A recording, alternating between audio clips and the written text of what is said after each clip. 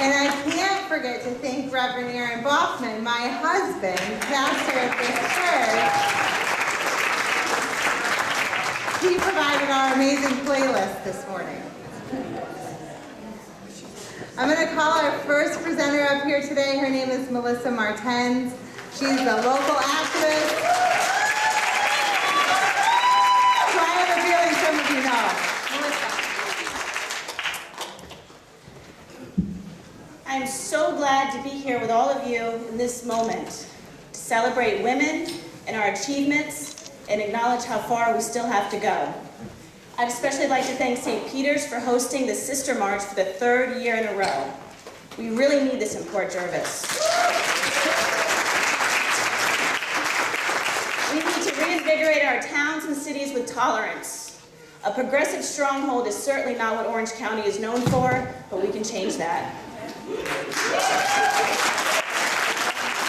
I'm here today as the everyday mom turned activist, Mother Earth protector, who has no choice to resist out loud a system and an administration that is not just failing us, but is deliberately pinning us down. The first year, in 2017, I stood in the back and listened with my family. There was this great relief that we were not alone. People were rising up. We knew we had to do something for the sake of our democracy, to protect our environment, to protect the sanctity of womanhood, to demand respect and choice, and to protect our brothers and sisters from an emboldened hate the likes my privileged generation had never seen. Motivated, we met in groups to strategize, attend town and county board meetings, join local community groups, and democratic committees. We protested the injustices happening around us in front of the government center in Goshen and in front of the governor's office in Albany. We paid attention and shared notes, and we picked our battles. My fight is against climate change and for safety, for a safe and healthy planet for my children. My hometown battle is against CPV and frack gas pipelines, all the deplorable elements of corruption and pollution wrapped in one. I want a Green New Deal for our environment and our economy, and I believe those that don't respect Mother Earth don't respect women either. Yes.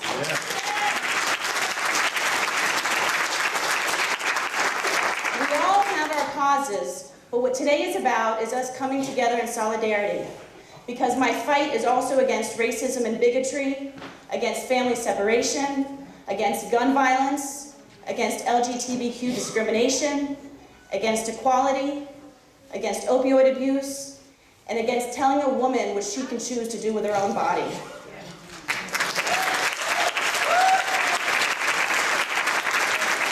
Our fight is always against oppression and the physical and mental walls that seek to separate us from each other. These are hard-earned legacies we learn to empower, we leave to empower the next generation. The past year, when it came to step up, women did like we've never done before, and we took the country by storm. We elected incredible women, some of who are in this room today.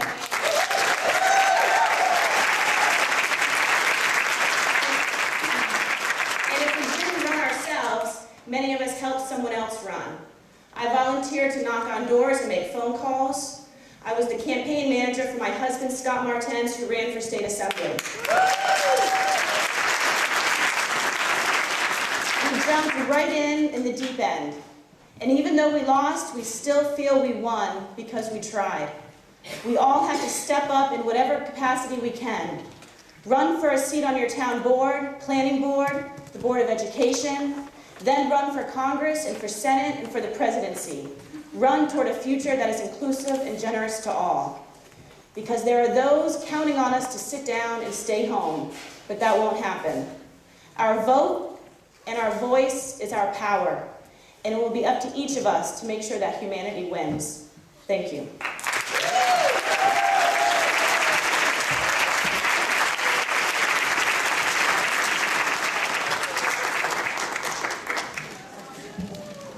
I'd like to welcome Reverend Ann Akers of the First Presbyterian Church here in Port Jervis.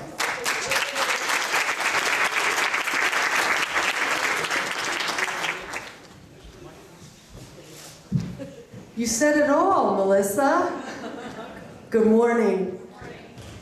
Yes, I am currently pastor at the Presbyterian Church. I've been ordained in June, will be 40 years. So this is an honor and a privilege. As a person of faith, as a religious professional, my heart and by invitation, I am moved to speak out because I'm tired of the religious right having the lion's share of the public ear and airwaves with hateful beliefs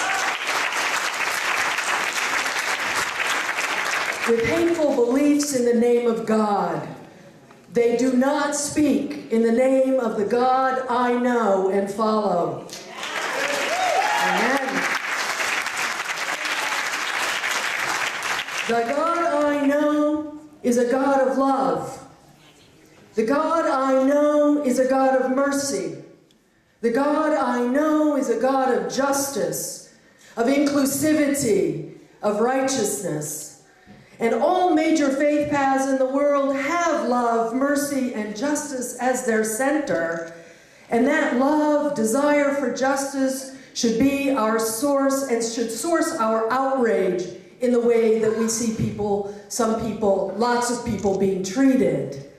The moral compass of this nation is off kilter. Would you agree?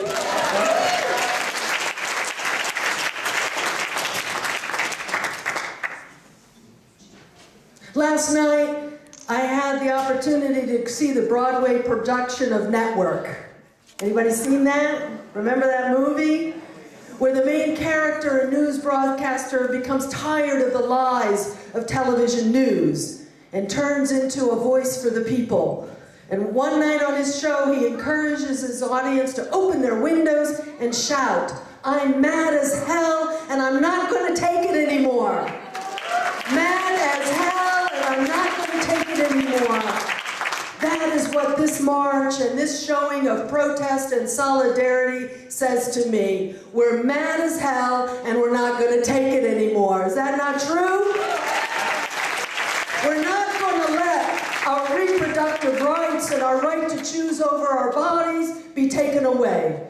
We're mad as hell and we're not going to let the hate speech and policies towards people of color go unchecked.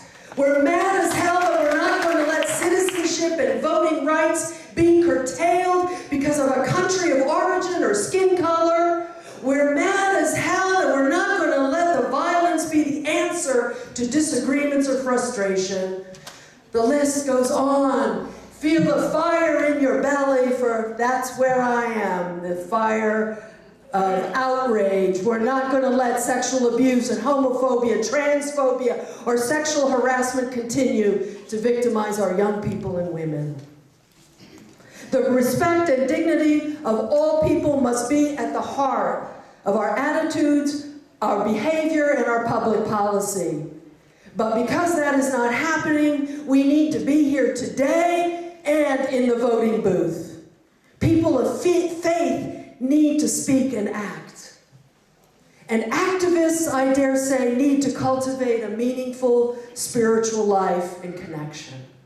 Because if we don't join our outrage, our love and appreciation for the dignity of all human beings with a deep sense of the wider universe we live in, and the sense that there is a loving power bigger and that connects all of us, we risk running out of steam, getting burnt out, or letting our differences get the best of us. We have a common purpose no matter where we come from, spiritually, ethnically, geographically, personally. We may have ideas of how to achieve that purpose, but in honor and in light of celebrating Martin Luther King's life and death, don't celebrate his death, trust me, but honoring him, I have a dream. I have a dream that we find ways to talk across the lines of difference, no matter what they are. I have a dream that we listen to those with whom we disagree with the respect we are wanting from them. I have a dream that as we treat the other, we might be models for the change we seek. Gandhi once said, "Be the change you want to see. Be the change you want That is a progressive ideal. That is a spiritual ideal. That is a grand vision that will change the world into a safe, caring, vibrant, and functional place in which we can thrive and be. Thank you.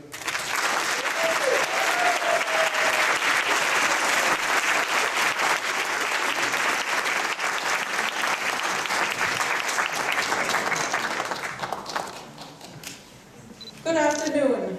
My name is Julika von Stackelberg, and it is my great honor to present the next speaker. Her name is Nsenga Kinzonzi, who is a local student activist for equality. Thank you.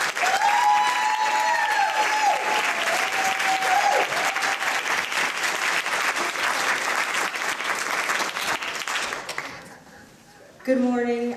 First, I just want to thank you all for this opportunity to speak, and I will be sharing my story and other stories that have occurred about hate crimes. On October 10th, a classmate took a picture of me without my knowledge, accompanied by a hateful caption, and sent it to another student. After overhearing the conversation between the two students who he had shared the photo with, I was appalled to see the caption and saddened by the content and ignorance of the thought of it as being a joke. Just last week in the New Paltz School District, the same event had occurred, where a picture was taken of a student without their consent containing racial slurs and shared with other students. The boys responsible for this action only received a 2-day suspension. My little sister, when she was 8, had a similar experience. A boy had drew a picture of her as a monkey falling into an open grave on fire and claiming it was her. In addition to this, another student chimed in and claimed that the boy's statement was true. The boy didn't receive any punishment, and my sister is still left with the pain. Another incident occurred in my school where a student was threatened with being raped by the school's football team. Not only did the school do nothing about her situation, she receives backlash every day from fellow students about it. And just recently in my school, a student was followed by a group of boys who threw pennies at her because she was Jewish. The boys only received a 5-day suspension. These events all are similar with their reoccurring laxity of punishments. The punishments were not harsh enough to prevent another hate crime from occurring. Martin Luther King Jr. once said, "Hate cannot drive out hate, only love can do that." Justice, just like adding flames to a fire, will not extinguish it. Only by adding its greater opposite, water, will it cease to exist. Thank you.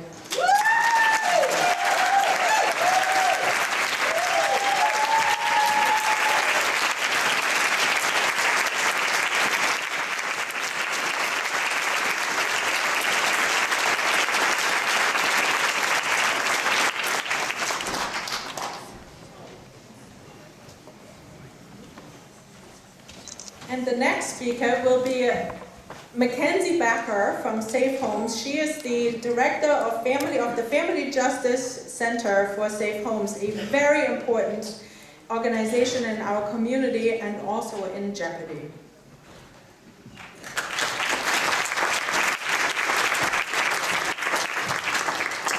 Hi everybody, that's a lot to follow, so I think they did a great job of revving us up. So what I'm going to talk about up here today is what we do after today, what we do after great days like today.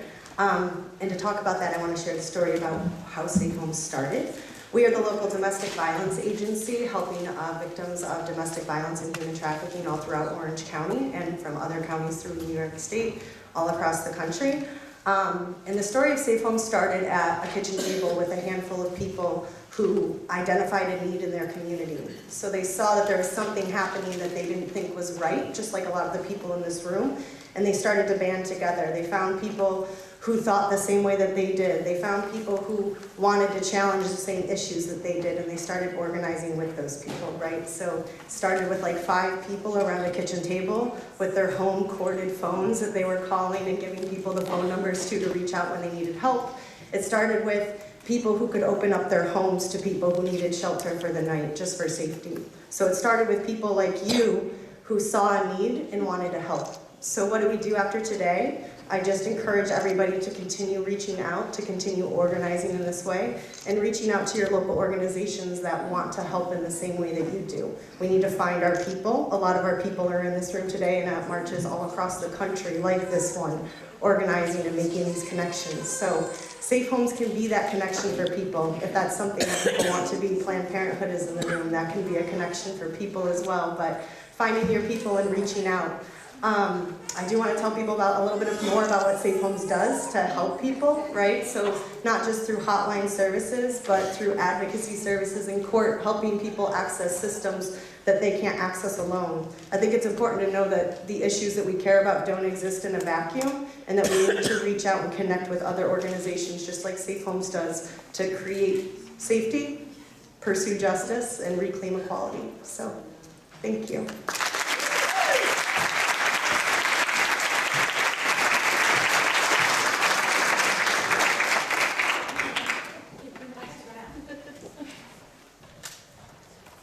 Good morning, good morning. Good morning. That is not as enthusiastic as I had hoped. So good morning, good morning. Good morning. Oh my goodness, so much better. So I want to thank Patty and the organizers. This is the third year this has been done, and I am so thrilled to be back. And I am even more thrilled to be able to introduce one of my favorite people on the planet. I was leaving something earlier and I was asked, why are you marching? And I kind of said, because we need to. And on my way over, I was thinking, well, why are we marching? We are marching because we need to. We are marching because we have to. We are marching for those who can't, and for those who don't, and for those who it is not safe to march. And we are marching because we have the privilege to do so. As a middle-class, straight, white woman, I have to recognize that I have been a crappy ally for many years. And it is my job now to use my voice and my feet and the rest of me to figure out how we build bigger tables and how we bring women of color and the LGBTQ community into these conversations, leading these conversations, and making policy with these conversations. What you need to do is find your people, right? I have been blessed in my life that I have found my people. 2 of them are here today. Kelly O'Brien is one of my oldest friends. She has kept me out of jail more times than anybody on the planet. And I'm not kidding, and I pay her an eggplant parm, so it's all good. And the other person is Shannon Wong. And Shannon Wong, we were toddlers when we met, I would just like to say, we've known each other for 20 years. And we have grown together, but mostly what she has done is she has mentored, and she has inspired me, and educated me, and changed me, and moved me forward, and adjusted my worldview. So my worldview encompasses way more people than I could have ever imagined. We want to do better. We need to do better. We need to do better for the women who came before us. We need to do better for the women who live here now. And we need to reach down and to the women who are coming behind us and allow them to have rights and privileges that have been not afforded them previously. We need to codify our reproductive rights. We need to fight for equity and justice, which is different than equality. And we need to make sure that we bring women like Shannon to the front of these rooms and let her educate you and inspire you and change your worldview. Woo, Shannon! It is my absolute pleasure to introduce Shannon Wong, who I have worked with in a number of iterations and happily stole her up to Albany for me when I could. So ladies and gentlemen, Shannon Wong.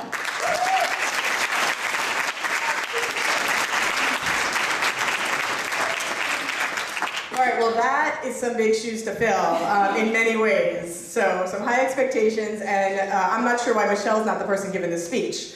But I am honored to be here today. I'm honored to be with individuals who give me faith in democracy and are evidence of an engaged electorate. Honored to be part of something that acknowledges our interconnectivity and the intersection of all oppressions. Honored to be here with those of you who knocked on doors, who made phone calls, who reached out to elected officials, who talked to friends and family, even when I know those conversations are hard, and posted on social media. You have made a difference, but there is still work to do. Last week, I sat in the Senate gallery and watched GENDA, the Gender Expression Non-Discrimination Act, pass the Senate. The New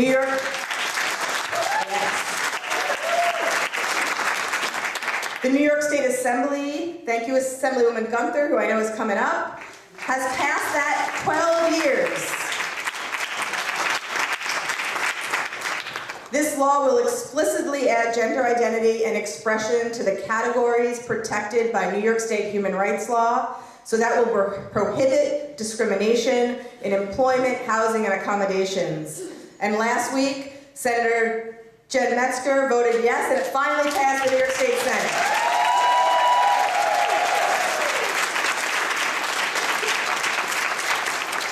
In the face of the Trump administration's constant attacks on the rights of transgender and gender nonconforming people, Albany is starting off on the right foot, and that's very much because of the work of some of the people in this room to ensure that our elected officials are caring and taking care of all of the people who need protection from the attacks coming down from the federal government.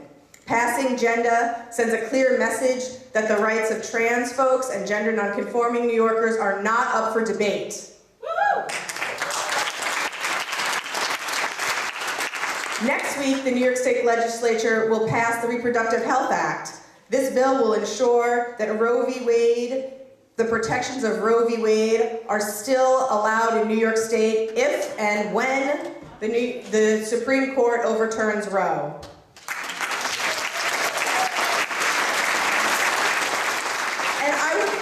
All to be aware, not to wait for the big headline that says Roe v. Wade is overturned, but to be watching out for all of the ways that the courts are chipping away at abortion access and reproductive rights for women in the United States. It will be a slow and steady death, but unfortunately I think with the current state of the Supreme Court, that's what's headed our way. But the Reproductive Health Act here in New York will take abortion out of the criminal code. Did you know that abortion was regulated in the criminal code? It is a healthcare procedure, and that is not where it belongs. So we will do that on Tuesday. We will do that in Albany. We will do it with Senator Metzger and Assemblywoman Gunther, and you are welcome to join us. I know Fran and I will be there. Stand up, Fran.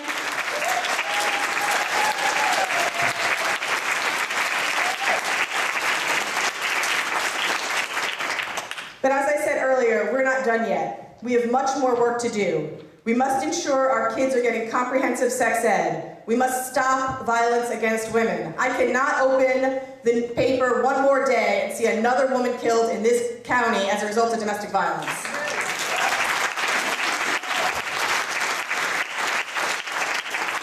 And I appreciate the work of Safe Homes to try and help address that true crisis in this community. We must also address the rate of maternal mortality. Black women across this country and in New York confront a staggering and persistent threat to their lives when they make a decision to have a family. Black women in New York are nearly 4 times more likely to die because of pregnancy and childbirth than white women. What's more, the disparity in maternal health outcomes aren't just a New York problem. The United States is one of 13 countries in the world where maternal mortality is worse now than it was 25 years ago. These are issues that we still have to work on. The New York Civil Liberties Union, I suppose I should tell you a little bit about us. We are fighting on behalf of civil rights and civil liberties. We fight for the dignity of all people with a particular awareness for the ongoing and pervasive harm of racism. We work at the courts, in the legislature, and on the streets to advocate for racial and economic justice, free speech, freedom of religion, privacy, and equality for all New Yorkers in the law. During the Trump administration, we have seen the most vulnerable in our society become the most targeted, and we use the Constitution and the Bill of Rights to ensure that our democracy continues to be a government of the people, by the people, and for the people. And I mean all of the people.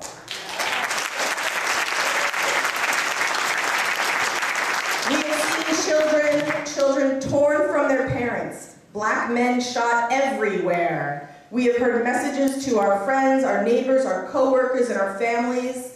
Messages that they want to wall you out, detain you, deport you, surveil you, ban you. If you're trans, tell you what bathroom you can and can't use, and that you can't serve in the military. If you're a woman, they want to tell you what you can do with your own body, make healthcare decisions for you, and defund the place you turn for healthcare.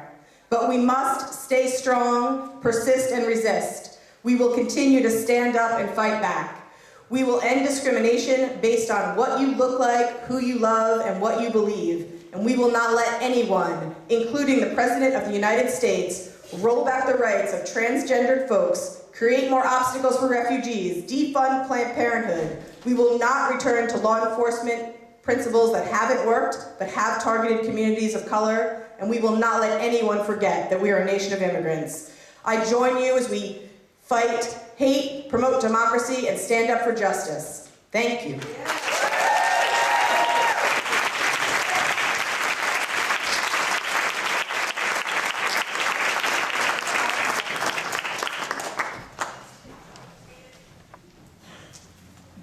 And now I am honored to present our Assembly Member Eileen Gunther.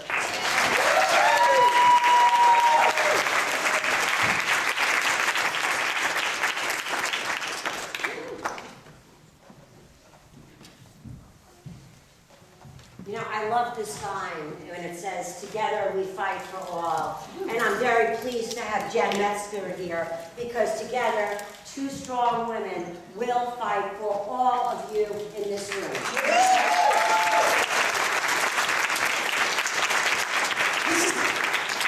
You know, my husband was elected before me, and I've been elected for quite a few years. But this year is going to be an especially important year. This year is the year that Democrats across New York State will get so many things that they have fought long and hard for. And I know between Jen and I, two dynamic duo women, we'll do it, and we'll do it for you. So we'll need your help. We'll need you in Albany singing our praises and writing and having them help us pass our bills. And we'll all be watching today at 3 o'clock. The numbskull is talking, and he is talking. And in my house, you know, my mom was a Democrat. They were Irish immigrants. And when they came to this country, you know, my grandfather was a sandhog. I had, you know, and the other one, firemen, policemen. And my mother used to march in the Bronx for people that were new immigrants when I was growing up. So I had a great background in what, you know, life should be and who we should be as human beings. And I think this year we're going to have to go a long way. But I say 2 years from now, we've got to get every Democrat registered, out to vote. We need a new president.